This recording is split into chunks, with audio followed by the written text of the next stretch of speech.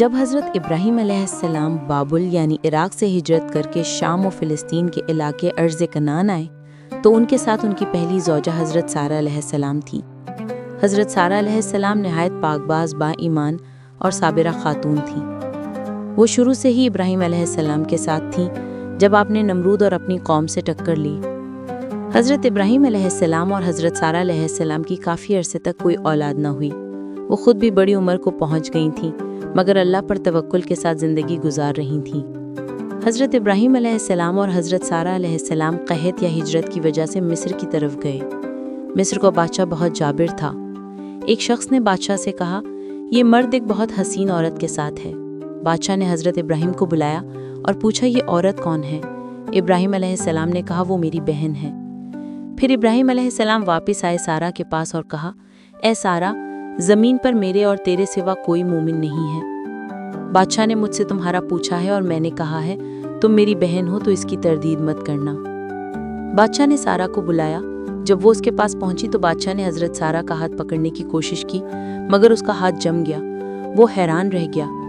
بادشاہ نے کہا، میرے لیے اللہ سے دعا کرو تو میں تمہیں نقصان نہیں پہنچاؤں گا۔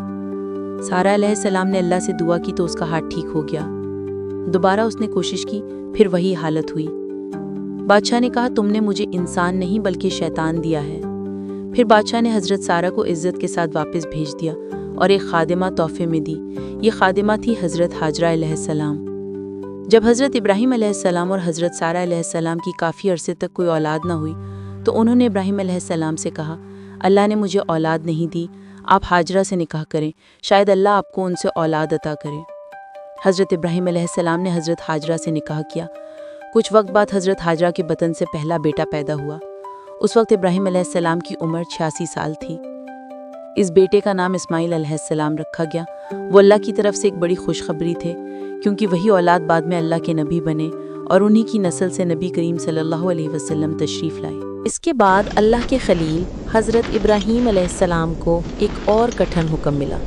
اللہ نے فرمایا، اپنی اہلیہ ہاجرہ اور ننھے بیٹے اسماعیل کو ایک بنجر وادی میں چھوڑ دو، ایسی وادی جہاں نہ درخت تھے، نہ پانی، نہ کوئی بستی۔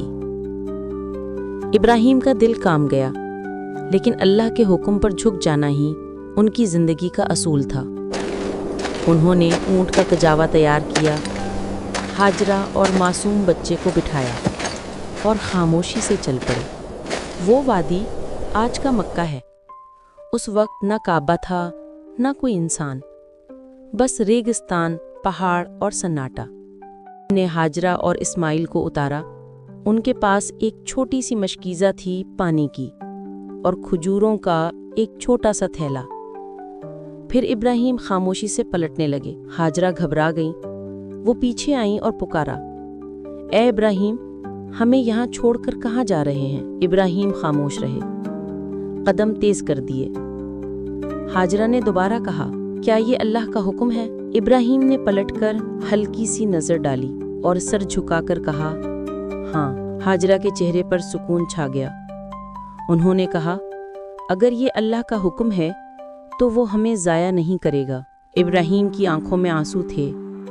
وہ پہاڑی کے اوپر گئے، اپنے ہاتھ آسمان کی طرف اٹھائے اور دعا کی، اے ہمارے رب، بے شک میں نے اپنی اولاد میں سے کچھ کو تیرے محترم گھر کے پاس ایک ایسی وادی میں بسایا ہے جو کھیتی کے قابل نہیں۔ اے ہمارے رب، یہ اس لیے کہ وہ نماز قائم کریں، پس لوگوں کے دل ان کی طرف مائل کر دے اور انہیں پھلوں کی روزی عطا فرما تاکہ وہ شکر گزار بنے۔ وقت گزرتا گیا، پانی ختم ہوا، مشکیزہ خالی ہو گیا۔ دل پیاس سے تڑپنے لگے، معصوم لب خشک، ہونٹ لرزتے ہوئے۔ ہاجرہ بے قرار ہوئیں۔